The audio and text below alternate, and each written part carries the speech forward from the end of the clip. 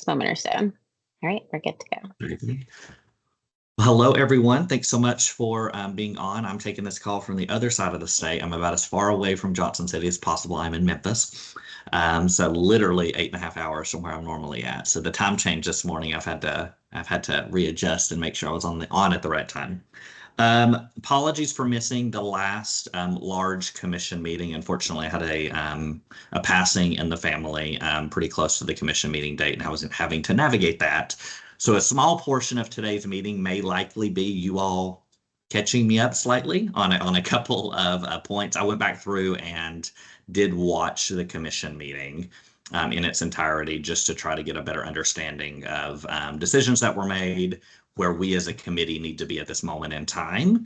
Of course, when you're watching a recording, that limits your ability to ask any questions. So I'm sure I'll have some on this call. But to start off, as I shared, Candace will be a few minutes late. At some point during today's conversation, I do want to offer her a chance to share a little bit about GVSA and the conference. She had a chance to briefly present and chat with the executive committee over the last few days. And I think some of that information was helpful, and there may be a little bit of insight and feedback that folks on this screen that weren't a part of that conversation may be able to offer. So we'll hold that till the very end when she's able to join us. First couple of updates, and then I think we can get into some discussion items. First, hopefully all of you saw the email that went out several weeks ago, but we have made the decision to postpone, and I'm using the word postpone, the road show. As you all know, we have the last little bit been short a communications person. We've also been navigating some very unique funding challenges in lots of ways, and also at the same time trying to go through our strategic planning process. So didn't seem like the ideal time to be on the road and promoting all of our services and our work when all of those things perhaps had some asterisks and question marks next to them. So again, I'm using the word postponement because there certainly is a desire from several commissioners, myself included, to do the roadshow. We think there's great value in it. It gets us out of Nashville. It gets us out of some of the metro areas and throughout the state. But maybe it's just a little bit more of a question around timing. So at this moment in time, we probably will just put a pin in the roadshow and revisit that in the new year. Maybe something looking at for upcoming summer. By that point, we'll have our new state service plan. We'll kind of know the flow of things. We'll know how things have adjusted and changed if needed. So any questions about that? I just want to make sure if you hadn't seen that email that everybody was just aware. Any questions about the decision to postpone the roadshow? Very good. Okay, excellent. So we won't mention that again until after the new year, as I said. Next, I'm going to ask Jim if you wouldn't care. I think since this committee last met, there have been funding, some of those funding freezes have been lifted, specifically around that one position, the vacancy. Do you want to share just a little high-level update on kind of what that process is going to look like? I know you all are still kind of drafting what that position is going to be, but just anything you might want to share just for awareness. Yeah, sure. So this just happened within the last couple of weeks, so it was even after the August meeting. So really, I think probably Terry is about the only one on this call that's familiar with the fact that the Commission Investment Fund, which is the slightly smaller operational grant that we have that's specifically for providing training and technical assistance for the commission members, the commission staff, and the program staff, that was on hold. The Federal Office of Management and Budget had put a hold on those funds. That was released, and those funds have actually already been awarded. So the money's there and ready for us to use. That's great news because one, it does free up money for us to now look at filling that vacant staff position. But two, it also, that was a significant source of funding for the Tennessee Conference on Volunteerism and Service Learning. And we were really quite worried about how we would maintain that conference if those federal funds weren't available. So that's a quick update. Nathan, I can go into it more if there's questions. Any questions? Yeah, I was wondering, Jim, have you thought about, are you going to fill the communications position, or is it going to be a different position? Have you thought about that? Oh, yeah, well, right. So that was on hold until we got this money Yeah. because, you know, without that commission investment, because within the commission investment fund, um, there's money for an entire staff position. So since we didn't have that, we couldn't refill the vacant slot because we just didn't have enough money to cover the salary for that. But now that we have that money in hand, we can look at filling the vacant slot. And now that we know that we've got the money, what we'll do is the staff will meet and we'll kind of talk about all the responsibilities that are out there that need to be done. And if there's anything that we need to shuffle around with existing staff, staff will take on different things if they want to take on different things. And then we'll take what's left over and kind of formulate a new position description. My guess is it'll be fairly similar to what we previously had. But just for clarity's sake, we're going to de-emphasize the communications part of it because Volunteer Tennessee is too small to have a full-time communications person. And I don't want the next person coming in thinking that they're going to be a full-time communications person because we just don't have enough work for that. And we need that person to do other things. So we need them to pull weight that the rest of the staff need help with for things like the Governor's Volunteer Stars Awards or the Award of Excellence, et cetera, et cetera. So we'll probably reframe the title, but the communications part of it will certainly be part of that overall position description. Okay, thank you. That is, unless a current staff member wants to take on that responsibility, in which case we would ship that to a current staff member, and then whatever they were doing, we'd put into the what we then go out and look to fill. Gotcha. Other questions? Is that your way of nudging Latifa?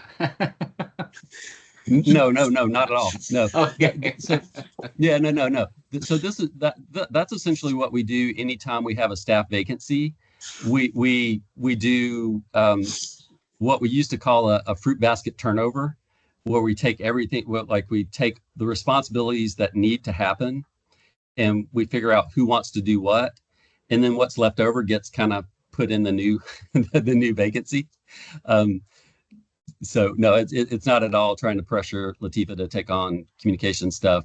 It's just to say that we'll assess everything that needs to be done, and then whatever's not taken by an existing staff member will go into the new position. Other questions for Jim?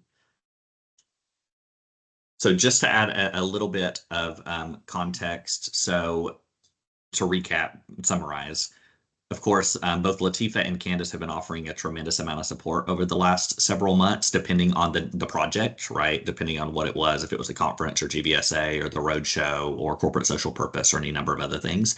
Once the Jim and his staff have remapped out that new position and everything has kind of fallen back into place, of course, that may shift slightly the way the folks on this screen are engaging with those staff members. May not. We don't know. They haven't determined that yet. But just for your awareness, as that person comes on, as they reshape that role, it likely will shift some of the dynamics just on our team and like what staff members are helping with what initiatives and projects. So just wanted that to be on your radar. As of right now, again, you'll continue to see Latifa and Candace's wonderful faces, and they'll continue to offer support. But just know that in the coming weeks/months, there may be some slight changes, and Jim will communicate those as appropriate, I'm sure. So. Okay.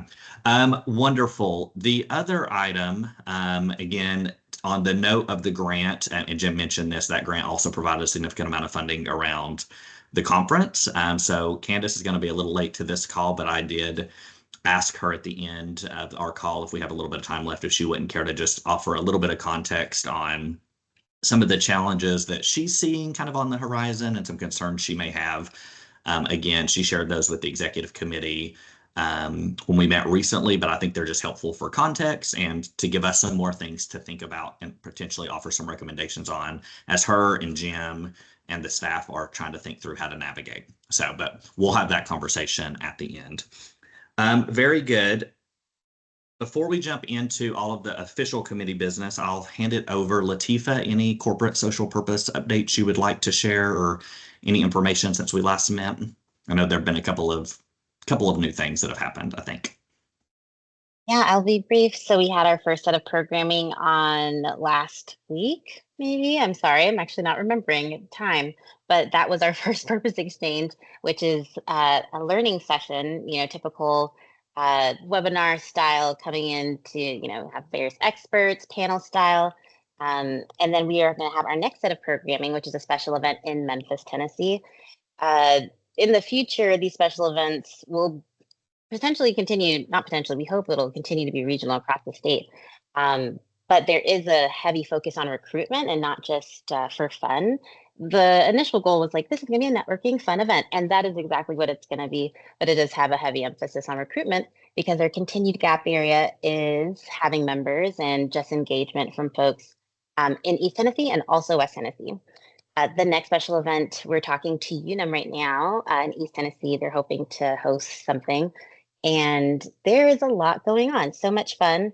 I'm actually forgetting what a priority item might be. We're meeting with the core for the first time since the hard launch. That's next week. And they're going to determine how core members are voted upon by the network. And that's going to happen at the annual meeting that happens at the conference. And then also the next thing that they're going to be working on is just onboarding in general. So we have a pretty good onboarding packet, like a slide deck. The interns were wonderful, helping us with that, and they're just going to finalize those items. So much going on. I try to keep folks apprised of what's happening as much as possible. And I definitely try to CC you, Terry, in all types of communications with corporate social purpose. But if anyone else wants me to copy you on those, just let me know. Right now we have 31 members signed up, which is really good. But again, the gap area that we hope to fill, the gap areas that we need to look for some East and West Tennessee members, because right now those folks are only on the core, which would be our chair and 2 of our other core members. Thanks, Nathan. I don't know if I might be missing something. Yeah, did you have something? No, I was just trying to do the clap hands thing when Latifa said there were 31 members and I accidentally hit the raise hand instead. So, very good. Awesome. 31 is really great. Yeah. It's just a comment. That's a really great start. Yeah. Yeah. Yes. If you all know of any businesses that may be a good fit, pass them the link. I'll put that in the email if that's okay, Nathan. We'll follow up. Sorry. That'll be perfect. Other questions, comments for Latifa? The one thing I would add, and this is probably more towards Jim and Terry, would love to find, not a question, just more of a comment, would love to probably find a time now that I feel like the corporate social purpose network is fairly well established and is moving and we're beyond the infancy stages. We're still children, but we're not babies at the moment. Now that it's moving, trying to find an opportunity maybe for Latifa to be able to offer some sort of a 5-minute high level something at some point. I don't know, for the whole commission. I don't know if that's at retreat. I don't know if that's at a commission meeting, but I feel like we're in a place now where there's enough structure that it would make sense for Latifa probably to be able to kind of share those successes and present in some capacity. Again, don't know when that would be, but I think we're at a place where we could raise awareness a little bit more for the rest of the commission. I know I occasionally still get some questions. So maybe having Latifa do that if she's willing and able, I think would be nice. So again, don't know when that would fit in, but would be helpful, I think. Nathan, it could also be real good content for the conference. I mean, it could be a session or it could be something just to kind of highlight the work that's gone into it. And there's still, a number of months before that would happen. So it could be a cool topic. Very good. And Jim, hand this time, not clapping. It was intentional this time. Just to respond, so I think the retreat would make the most sense, especially since as the commission is looking at its new 3-year state service plan, there may be outputs that are related to the corporate social purpose network that would be good for the commission to at least have the background of what's happening before they put those into the plan. So I think there should be time, and the board development committee is meeting again. They're working on scheduling their next meeting, but it'll be soon, and we'll provide a draft agenda for them based on the input that they've already given staff on what they think needs to happen at the retreat. So we'll put that forward to them in that draft and see what they say. But I don't think they'll have a problem with taking five minutes or so for Latifa, or if Latifa doesn't want to do it, maybe you, Nathan, to just give an update on what's going on. Perfect. That's wonderful. Okay. Thank you, Jim. Excellent. Okay. Any other final questions or comments regarding CSP? Okay. So the final agenda item on our agenda for today, of course, is state service plan. Before we directly transition into that, I'm going to ask, and Terry, I did not prep Terry, so I'm putting Terry on the spot. I'm going to ask Terry, in reviewing the larger commission meeting, I know there's a couple of other folks on this screen that, just for everyone's awareness, we're all on the same page. So at the larger commission meeting in August, of course, reviewed all of the many outcomes that were submitted for the state service plan and tried to divvy through those a little bit. Had some conversations on where we landed on those, as well as some conversations around structure of the committee. Would you care to maybe just offer a little bit of context on where we landed, summary as it relates to this committee, just so we have that context before we go into further discussion? Sure. I thought we had some really good discussions. We did not have a quorum, so we had more time to really talk through those core goals, I would say, and we chose those 4 as presented to the commission that we're working towards. We did not land on whether or not we're going to be teams or committees. I think we're sticking with committees at this point. And then we're going to flesh out further those core, I call them goals. I think that's that we were calling them, flesh those out further at our retreat. I would like to put a plug in, if I may, Nathan, here, that I'm seeking a chair for the Strategic Partnerships Committee team. I would love for someone to just enthusiastically volunteer for that. I'd love to have that person in place by the retreat so that, Nathan's got his hands full with 2 committees, full, busy, functioning committees. So if anyone would like to volunteer, we would love to have you. And if there's anyone that you would like to suggest, recommend, I'll be happy to get in touch with that person.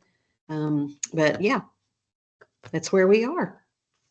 This is the chance to volunteer someone that's not on the screen. So if you've got some recommendations, this is your moment. They can't say no if they're not here. Exactly. Very good, very good. So at this moment in time, Terry, so at least between now and the retreat, of course, we'll continue to meet the way we are as a joint committee until we flesh that out. Is that accurate? Yes, and okay. I am. That is a goal of mine, Nathan, to relieve that from your shoulders. Hopefully by the retreat. I'd love to. Okay. I'm working on that. Okay, very good. And then, this could be Terry or Jim, either one. So as it relates to talking about the state service plan today, what does our priority really need to be for this conversation? I know we've still have some outcomes that are out there. Are we still talking about outcomes, or are we thinking more tangible outputs at this point, or are we kind of in a little bit of a holding space? What does that look like, Jim/Terry, the collective? Well, Terry can jump in and correct me if I'm wrong, but like she said, I think at the August 8th meeting, the commission kind of identified what those kind of 4 primary outcomes are going to be.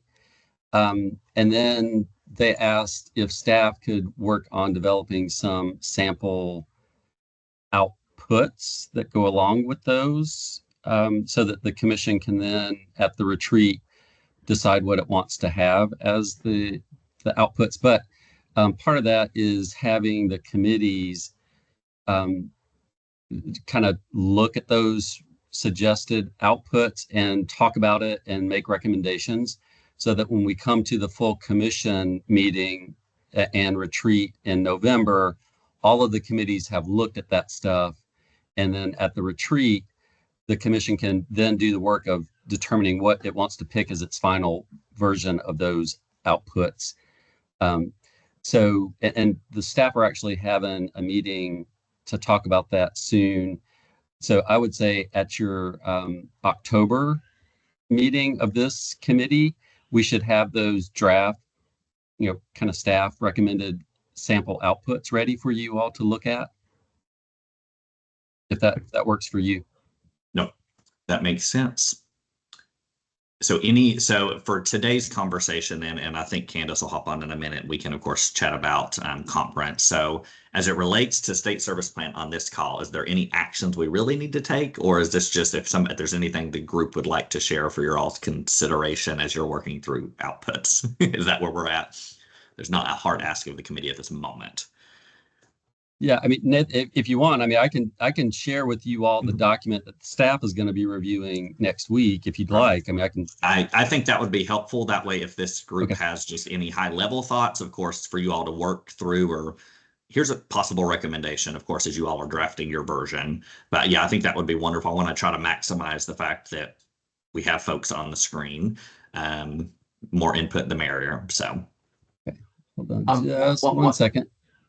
One thing I would note is James is new to our group, and it might be useful to just do kind of a quick synopsis of kind of like, because there is a bit of a pivot from the way we previously did the state plan, and just to kind of give an indication of that. If And Jim, are you comfortable doing that? Can you kind of walk through how we got here?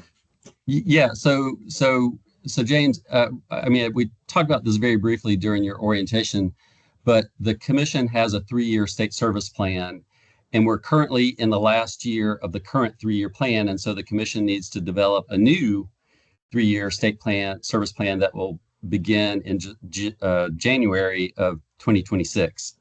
And so the process that the commission has done so far is early on back in 2025. No, sorry, we're in 2025. So the commission has already gone through several different phases of having commission members provide input on what the kind of the skeleton of the plan should look like. We've gotten some public input on that skeleton. And then at the last meeting, the commission narrowed down what it wants its kind of outcomes to be. So for example, this first one, let me make it a little bit smaller so it'll all fit on the screen. So the commission set out kind of 4 major goals. The first one is supporting a robust network of volunteers and service learners. And as the proposed outcome of that, the commission at the August meeting decided that the outcome would be engaged and consistent Tennessee Volunteers members / participation. And now the task is, all right, how do we get there? And that's where the outputs come into play. And so that's where we are now, is working with the staff to develop some proposed outputs that we'll then present to the committees as they have their meetings in October. And then the committees will discuss and provide their input, and they'll take all that input, and at the retreat in November, the commission will pick its final version of the outputs, and if there's any adjustments to the outcomes, they'll do that as well. So where we stand right now is, so this is the document that staff will be using. Again, we'll be talking about this next week. So the proposed outputs that were that the commission selected from its meeting in August are these. There aren't really numbers associated with most of these, so that's one thing we'd have to work on. We got some public input that had some interesting possible outputs, and then based on previous state plans, we have some sample outputs that the commission has used in the past. And so we can, if you all want to talk about this first goal, we can, or if you want me to go through the individual goals first and then come back, Nathan, however you want to do it. Let's do a high level run through them all, okay, just so everybody's aware, and then we can see how much time we have left, if that's okay. Sure. Yeah. Sure. So then the second one was building capacity for volunteer success. So let me go back and say, so for the first one, this first goal is specifically about the individual volunteers and how Volunteer Tennessee can support and encourage individual volunteers to get out there and do stuff. The second one, building capacity for volunteer success. This is specifically about the organizations that either utilize or recruit or manage volunteers. And the commission didn't identify any specific outputs at the August meeting, but it did decide that the outcome for this goal would be organizations will have resources to recruit, retain, and manage volunteers efficiently and effectively. And so we've got some sample outputs. And again, these are outputs from previous state plans that we might consider using. And then we got some pretty good public input suggestions of some potential outputs.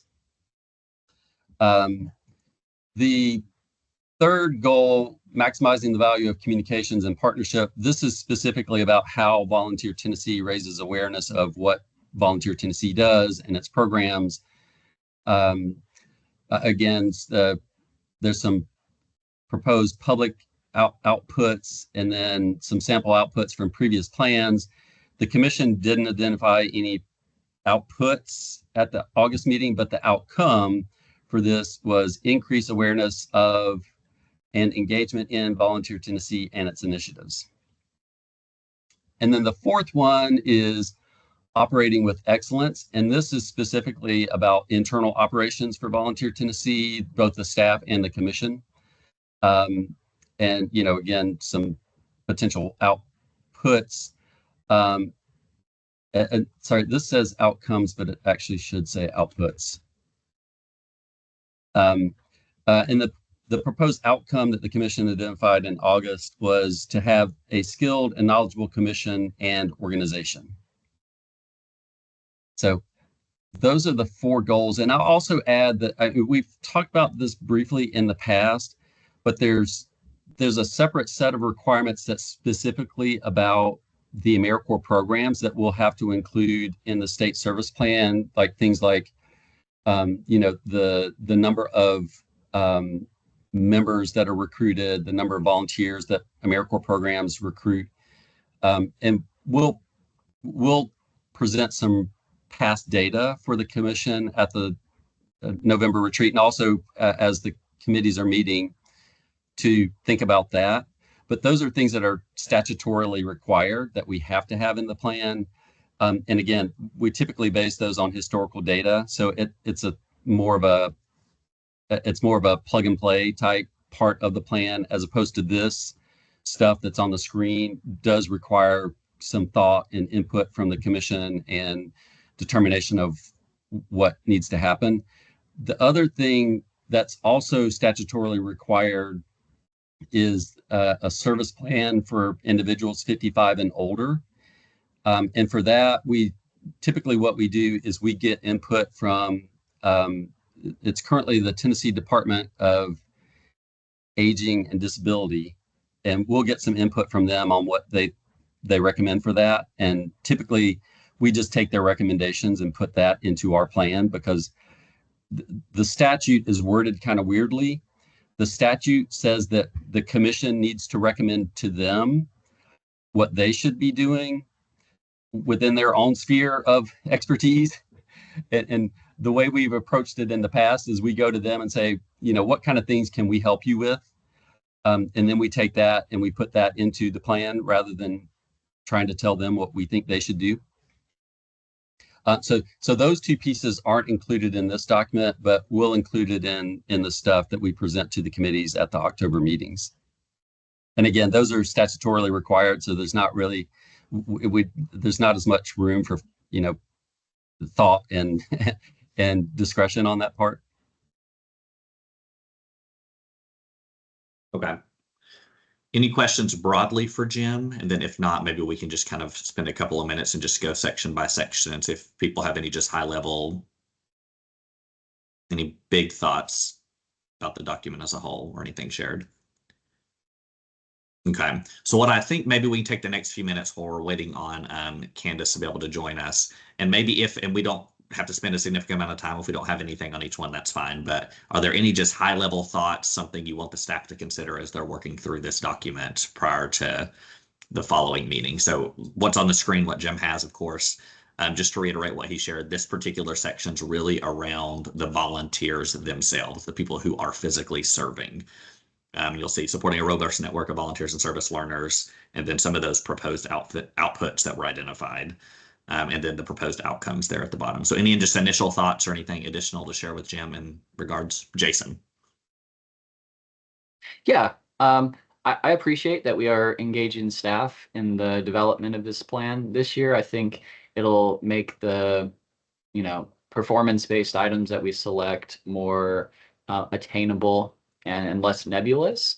When staff are working on this, I think I would appreciate, and I'm sure what's going to be brought to the table is going to be functional and implementable, but maybe if there's maybe if the staff has some ideas that they like that are maybe a little more aspirational, if there's scales of we are doing this, so we can absolutely do this, or we think there might be room to do this, and this is how we would do this. I think just having a real clear understanding of what is being done, what can be done, and what is aspirational but possible will challenge the staff to think about maybe growing beyond what we're doing, but also thinking functionally the mechanics of it. So by the time it gets to us, we can get a sense of what is being done, what is doable, and what is aspirational but still possible, so that we can kind of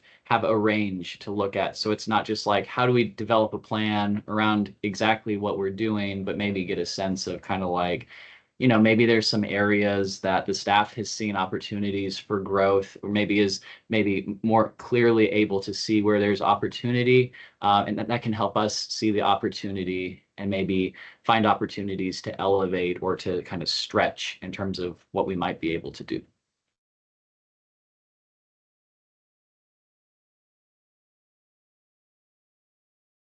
Thank you, Jason. Terry?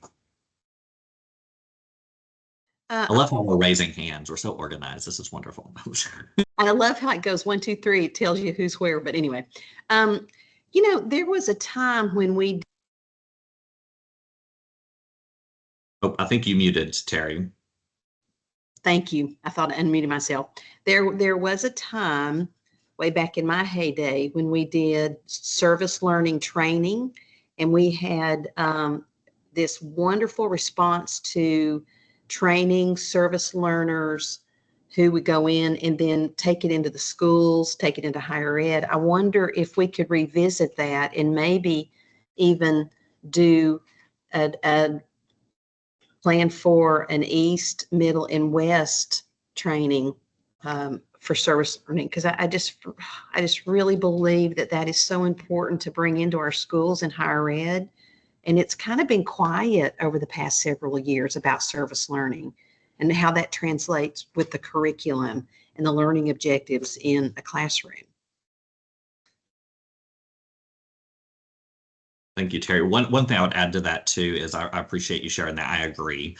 I do think, I'm going to play devil's advocate. I'm not actually playing devil's advocate, but just so I can think ahead. One of the barriers I think I could perhaps see staff having with service learning trainings would be capacity. Mm-hmm. So what I would then add to that, now to play devil's advocate of my own devil, is I don't think that when we necessarily put something in the plan, that means we're the ones 100% having to execute it.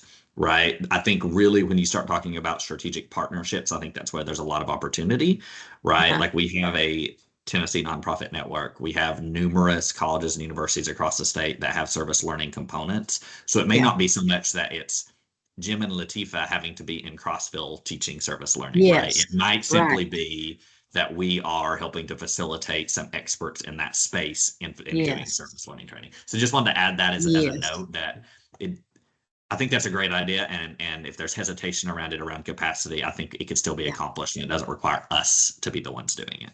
Yes, and we have a group of service learning trainers in the state of Tennessee that were trained by, can't remember her, Joan Liptrot. Yes, yes. Just for that purpose, but we just haven't had the capacity to do that recently, but I do feel it's important. I just thought about that as we were talking. Thank you, Terry. A comment I would add, and this is probably around that first proposed output, volunteers who are initiating to volunteer more than one time a year. So I'm assuming that that is hinting at like returning volunteers, right? Like, are people coming back to volunteer multiple times? If that's the case, I definitely think there's something to be fleshed out around volunteer experience. I think we talk a lot about number of volunteers, but it's one thing to say you had a volunteer that came and volunteered. Did they enjoy volunteering? Did they find volunteering meaningful? Did they see the value in it? Because I think those are all going to be barriers to whether or not somebody comes back and volunteers again. So don't know what that looks like. I don't know if that's a data collection comment. I'm not really sure. I don't know if that's more of a, are we creating some sort of a document for somebody that says like, here's how to a training maybe around how to improve your volunteer experience. I don't know what that looks like, but I think there's something to be said about volunteer experience, because I think that directly ties to whether or not volunteers want to return. Jason. I really like the concept of thinking about the volunteer experience and kind of the parallels that has with AmeriCorps member experience, and why would a person come back for a second term or whatnot, and like maybe what kind of opportunities there might be to build some kind of capacity. So like, one of the great things about being an intermediary is we'll partner with 30, 40 organizations, and they'll have different levels of capacity. But whether you're a member serving with alongside a one-person staff or a federal institution, you all kind of collectively have opportunities to be brought together, or to have like collective benefits. So maybe some thought around what kind of like collective benefit there might be with, so like, we have the network and the platforms and the other things, and maybe there's some ability to at least talk about like what a collective benefit might be. And I'm not saying, we already kind of do that with the Volunteer Stars Awards as like a statewide recognition of volunteer service, but maybe building on that so that more than once a year there's opportunities to connect with the people that are functioning within these systems to offer some kind of value added. Doesn't have to necessarily be something that costs money. I don't know exactly what it is, and it may not be as robust as like AmeriCorps where you're physically bringing together cohorts or you're doing, but maybe there's some kind of cross-cutting opportunities where we can create some standardization or some value added in the volunteer experience.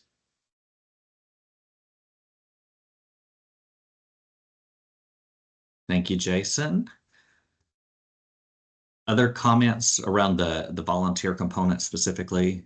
Again, talking about the volunteers themselves, just anything to note. The last thing I would probably add, again, not a recommendation, but just something. I know this is a slight debate during, I think during the larger commission meeting. So apologies again for not being there. I think again that distinction between when we talk about volunteers, talking about the volunteers that are engaging in our initiatives and programs versus volunteers across the state, because those are two different populations of people. One we directly control, one we can indirectly influence, but we don't necessarily control. So I think as we're thinking through the wording and the phrasing of some of these, just trying to be conscientious about who are we actually talking about. And we may be talking about both for different things, right? Like for this particular population, so for example, the proposed output volunteers who are initiating to volunteer more than one time a year. Are we talking about across the state? Are we talking about in our initiatives and programs? Are we talking about, so maybe that's probably just some clarifying questions, right? And in each of those, are we talking about all volunteers, Tennessee statewide? Are we talking about volunteers that we control? I think there's value in both. I'll add that. There's value in both, but just recognizing which is which. And then Andrea? And I would just add, I think to that is thinking about the Galaxy digital system that we use. How are we promoting it? Are we getting more people to utilize it? And how do we do that? Because I know here and I'll say it again, in Memphis specifically, we have the United Way, we have Volunteer Odyssey, we have Volunteer Memphis, and we probably have maybe one or somebody maybe using another system as well. And so how do we get them all connected to Volunteer Serves or to TN Serves? And so we can start collecting all of that data. And that's something we can potentially control. No, thank you for that. I think that's great. Jason?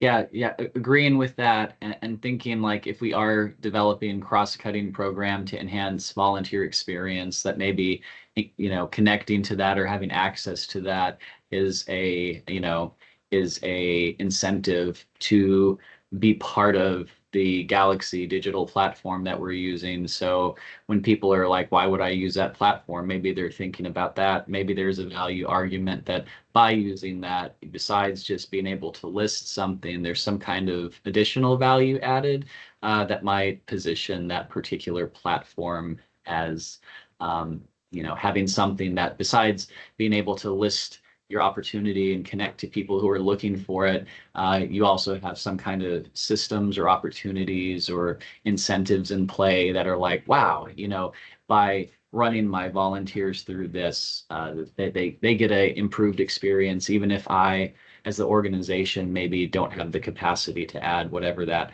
magical value added is. Very good. Thank you.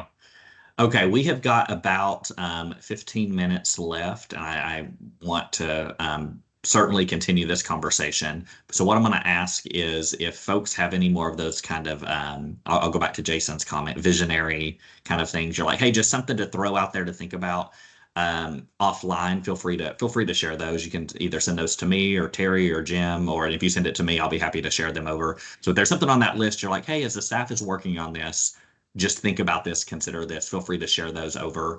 Again, thinking about volunteers directly, thinking about the organizations we're serving, thinking about communications, which is goal 3. And then of course that final goal is the commission itself. So in those 4 buckets, volunteers, partners, communications, and the commission itself, if there's anything you just want thrown on the list for consideration, feel free to share those and we'll make sure Jim and his team have them to think about and to work through. Okay, with our last 15 minutes, I think Candace is now on. Candace, are you here? Did I see your name? I am here. You are here. Welcome. Hello. Welcome. Hello. Hey, Joining us. James. How are you? New members. Hey, Terry. Hey. So, Candace, for some context, at the very end, I did ask Jim to just provide a little update on the funding situation, just broadly, not necessarily related specifically to the conference, but just broadly that, you know, those funds have now been released since our last meeting, and that now has triggered a couple of allow us to have some conversations that have kind of been on hold a little bit. I also shared that you were able to spend some time with the executive committee recently and shared just kind of high level how some of those things have of course impacted conference planning and questions, but also thinking more long term, I think some things that are just on your radar of concern as we think about not just this year, but future years. And I thought that was a very helpful context for the executive committee. So if you are comfortable, maybe just sharing some of those similar thoughts, again, not with any specific asks, but just in case folks on the screen have questions, or maybe they even have some of their own ideas. I know that's something you and Jim and the team are going to be working through, but just so you have some more ears and just for their awareness that there are some unique challenges related to the conference. So is that okay? Just some high level, kind of what you shared with the executive committee? Yeah, absolutely. Absolutely. Sure. And if I'm missing something, then please, you or Jim, Terry, since you guys were involved in the meeting, please jump in and, whenever you feel free to make sure that we have a 360 context conversation. But y'all, thank goodness that things are back up and moving. Like it's like putting gas in a car that's been on E for months. So it really is reassuring to know that, that we're moving back in a good motion. But as I was talking to speaking to the executive committee just about, where we are, how things are going to look for this year. They just had very, very good questions about engagement and where we stood just with the conference as a whole for the entire commission rather. So a couple of those things that were brought up were, if not only how we're going to do it, but where we're going to do it. How, just making sure that we're pulling together a conference that is where our output and our energies is meeting the goals and the metrics that we're setting for ourselves and for Volunteer Tennessee and for the commission. So I think that that's pretty much the high level of the conversation is, it's not so much of, is this conference still valuable? Because I think we all agree that the conference is valuable and it brings value add to those who attend. But how do we get more people? Is it worth us moving and really re-strategizing? Maybe not moving, but just re-strategizing what we're doing as a conference, who we're reaching, and making sure that we're still checking the things that are mandatory for us to do to maintain the grant that we have. So that is really the 60-second sort of synopsis of that conversation. Like I said, I'm happy to answer questions. You guys are welcome to come off of mute or throw them in the chat, but that's just really where we are. So I think for me, I'm sort of fishing for, and I know I've spoken to DeShanta about this, and and just really reaching out to see where our opportunity is to grow within the conference so that it affects everything 360, right? It'll in turn it's going to grow AmeriCorps. In turn, it's going to grow corporate social purpose. In turn, it's going to grow our Volunteer Tennessee branding and how we get out there. But the question is we have a short amount of time between now and 2026 to really make that happen. And then not to put too much in the future, but just really understanding where that places us in future years for the conference, just really not knowing. It's the fear of fear is that fear of the unknown, right? Just really not knowing what 2026 and future years hold as we talk about the conference. So just being good stewards of our dollar was a top question from the executive board, and being good stewards of our time and our efforts and our branding to make sure that everybody is in a good light. Did I do good, Terry? Okay. All right. So, any questions? Just, Jason, I hate to pick on you, but I think you're used to it from Volunteer Tennessee at this point. And maybe not picking, that's a bad word because it's recorded. But, you have a unique perspective. Hey, Nestor, you have a unique perspective of, how it is from a commissioner and from an AmeriCorps standpoint. How do we strengthen that? I was talking to DeShanta about how do we even actually make the commissioners be more visible in this space. And I was going to fly an idea by you guys, and I've talked to Latifa about this one as well, is maybe it's time for us to just really start putting ourselves on the forefront, right? Would you guys be interested in not being workshop managers, but actually being on the panel to talk about Volunteer Tennessee from the perspective of a commissioner? What do those small things look like as we re-strategize? Now, what these strategy meetings look like moving forward, I have no idea. How often we need to meet, I don't know, but I'm grateful that this is a kickoff for a great start to a conversation with really reimagining our space in the conference world and in the volunteer world, in Tennessee. So Jason, you go ahead, and then I'm gonna add a little context. You go first. Oh, I was just gonna say, I love it. I like that idea. I'm here for it. Happy to be a part of the conversation. Yes. Yeah, just let me know. I will. Thank you, Jason, for your just your support is grateful. Thank you. Go ahead, Nathan. You wanted to add a couple things. Yeah, so just a couple of boxes. I'm trying to, as you share everything from the previous conversation, Candace, and then what you've shared now, I'm trying to compartmentalize it into some key buckets for me. I think one of the components that definitely stuck out from the conversation with the executive committee, it's a costly event. It is what it is. Conferences are expensive. They require money. They require resources. So I think that's a bucket of questions for me. I don't necessarily have specific questions, but a bucket of exploration for y'all to think about a little bit is avenues, partnerships, donors, right? Thinking through some of those buckets of how do we not be so heavily reliant on perhaps some grant funding that may or may not exist, as we learned this year, right? So just thinking through, I think, the money pieces, right? Like physically putting on this conference, I think that's something to think about. I do think I agree with Candace completely. Like, who is the audience of this thing, right? Like, who are we attending? Who are we trying to impact? Who is it for? I think some follow-up questions that come in that bucket is, how does this conference play with other conferences, right? I mean, Andrea's on the call, right? It's like they just had a wonderfully successful Tennessee Nonprofit Network conference I believe at the Opryland, right? Obviously, that conference very specifically towards more of the nonprofits and the partners. She's got those hand claps going there. Yes. But trying to think through, right, when I think about a conference on Tennessee Conference on Volunteerism and Service Learning, what is that in comparison to that? And any other things that may exist, right? Like if partners are coming, if nonprofit entities are coming to a conference like Tennessee Nonprofit Networks for those professional development, do we do that at our conference? Maybe, maybe not. Is that a competition, or is it like we're supplementing in a different way, right? Like, what is the value add on the conference? I think there is a lot, but I think just maybe fleshing out those things, right? Like, if we want nonprofit partners to come to this conference, maybe we don't. I don't know. That's a question. But if we do, right, what are they getting out of it? What is the value add for them? So I think that's a big question. And then I do think the third question, which is a very, very practical question that Candace already mentioned, is I think the logistics of the conference itself, right? So this year, if you all saw the newsletter and some of the communications, Candace has already tentatively gotten the conference down to a day in terms of just scheduling. So GVSA on Sunday, conference on Monday. So a little bit shorter.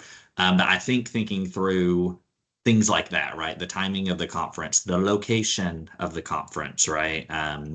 So those are the big questions that are in my head, right? Money situation, the physical logistics of the conference, and then like, who's it for? What's the value add? So just wanted to add that content. Those are the three big buckets of inquiry that I have.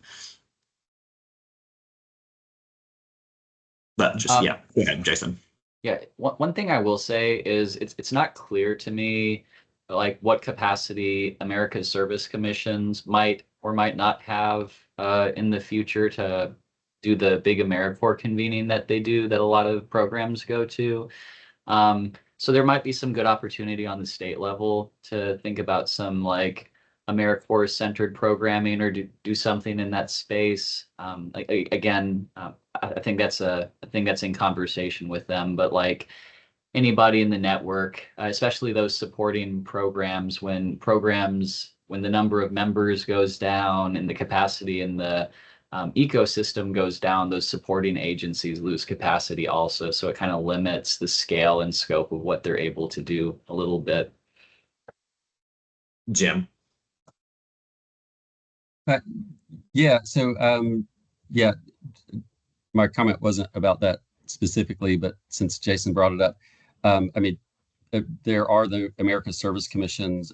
I believe now that the Commission Investment Fund grants have been released by OMB, that ASK will be able to move forward with having those national service trainings, but I don't know. It's a good question. I will say that those I don't think can take the place of our conference, because they're kind of specifically focused on national service programs and not volunteerism in general. But I think, you know, with the scare of the funding this year, the commission is, I think, currently at a turning point where it needs to decide, does it want to continue to have a conference that's specifically focused on volunteerism and service learning? And in terms of, you know, cost savings, I will say, you know, part of the agreement with the hotel where we've been using it, and any place that we might have it, is they give us the space for free, but we have to meet food and beverage minimums.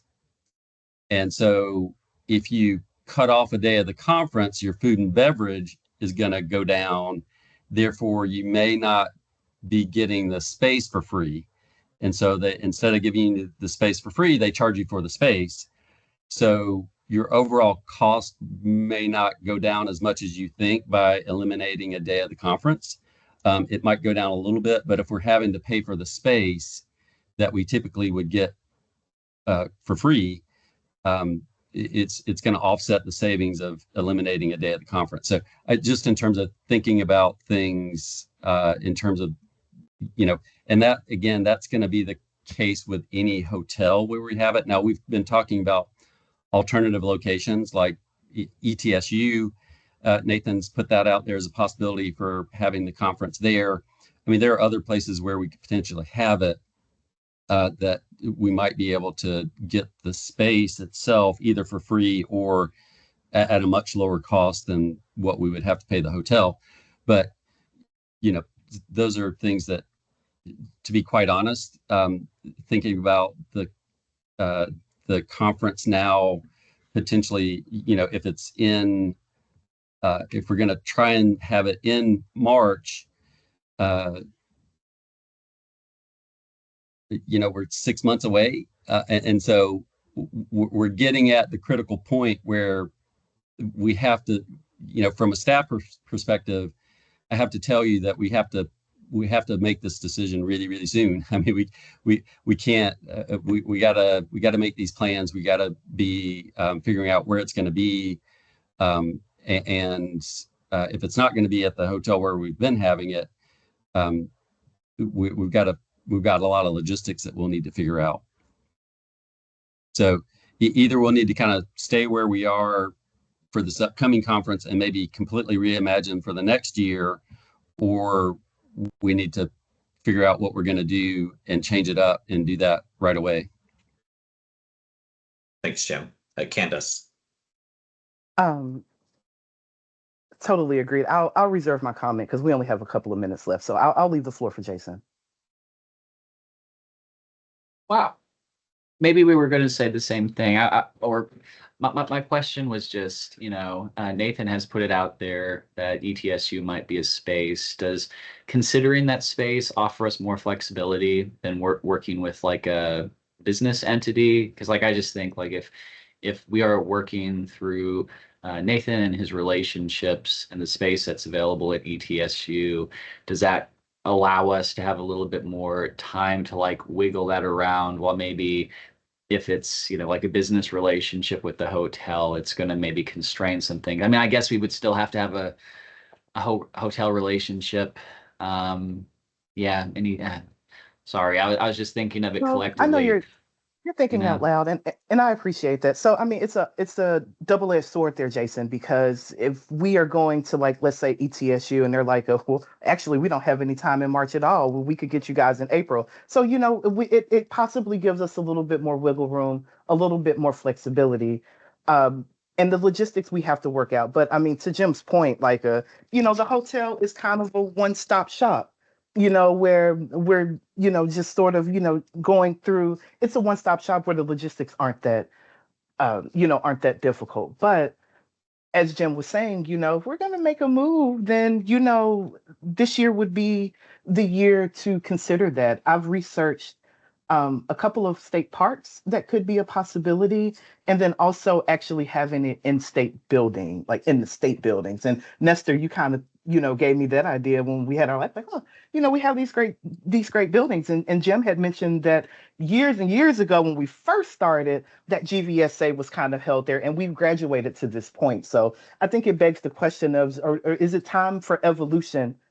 And is that time now? Where do we go from here? And I think as we continue to move out, that those sponsors and those donors will start coming in, but we've got to start somewhere, just putting it out there. I don't think that we should cancel anything. I'm not trying to talk myself out of a job, but we do need some space, right? But what does that look like if one of the commission's main point is that it's a costly event, then that's something that needs to be considered, and sort of compare and contrast of what it is, and reaching out more beyond just AmeriCorps. But that involves not only does it involve a decision, but it involves full commitment from the entire commission. Great. And I know we are at time, so I want to recap what I heard. Clearly heard from Candace and Jim, which I agree with. whatever we end up doing, in the immediate time, we need to make a decision. And I think at this moment, at least, unless we're willing, hop on a call offline and chat through some logistics of things, it sounds like we've got space held in Franklin, which is good. We're ready to move on it. And Candace has already kind of started those things. Of course, we've got the grant funding for this year that has now been released. Or at least in theory, we have the grant funding for this year that has been released. I have not signed any contracts, so everything is just like soft holds. Yeah, so I think that's something to be explored, but either way, whatever exploration is happening is very soon exploration. So that's one part. But then what I do very clearly here, though, is at least, whether this year or not, at least for next year and future years, there's definitely an interest from the folks, at least the folks on this screen, I won't say the whole commission, but at least the folks on this screen, on a willingness to try to explore some more visionary things, whether that be moving it, whether that be completely reshaping the way that it looks. And I feel like I heard some commitments from some people on the screen to help with some of that myself included. So is that accurate, Candace, to what you heard? It sounds like we need to make a decision about this year one way, but then can vision about the future too. I believe so. And I think when we left at the executive committee that there was going to be a doodle poll or a time to meet again before the end of the month, because I would like to definitely let you guys know where we're headed by the end of September. Perfect. Okay, and I know we're a little bit over, so I will pause this conversation there.